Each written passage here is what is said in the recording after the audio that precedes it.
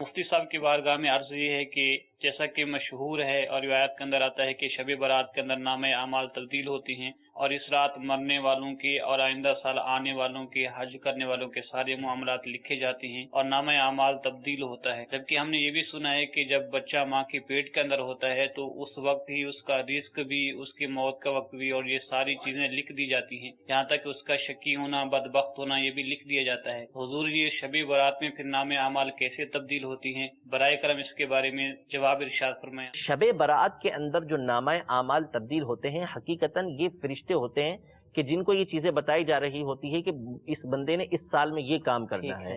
तो चूंकि असबाब का तरीकेकार होता है, अब एक पूरा सल्तनत का निजाम होता है, 5 साल निजाम जैसे हमारे यहाँ होता है, तो एक तो पूरा का पूरा एक बनाया जाए कि हमने 5 साल में क्या करने हैं, लेकिन हर साल उसकी तजदीद करके बताया जाता है कि इस साल हमने क्या काम करने हैं, इन महीनों के अंदर हमने क्या काम करने हैं। तो अल्लाह तबारक व तआला ने तो सारी की सारी बातें पहले से लिखी हुई हैं, फरिश्तों को भी सारी बातें बताई जाती हैं। अब आगे जो सारे साल में काम होने होते हैं वो शब बारात में बता दिए जाते हैं। उसको फाइनली जो अब उसको इस साल के अंदर क्या क्या काम होने हैं वो फरिश्तों को बता दिए कि भाई इस साल इसके साथ ये मामला होने का है। तो तकदीर मुख्तलिफ अंदाज में लिखी जाती है, पहले भी लिखी गई। बाज़ उलमा का तो कौल ही ये है कि आसमान में पहले लिखी जाती है, बाज़ ने कहा कि दूसरी मर्तबा इसमें माँ के पेट के अंदर लिखी जाती है, और एक सूरत ये होती है कि वो जो पहले लिखा गया है वो फरिश्तों को शब बारात के अंदर बता दिया जाता है। वरना हकीकी तौर पे जो तकदीर है वो तो सारी की सारी अज़ल में अल्लाह तबारक व तआला को पहले से मालूम है। माशाअल्लाह माशाअल्लाह।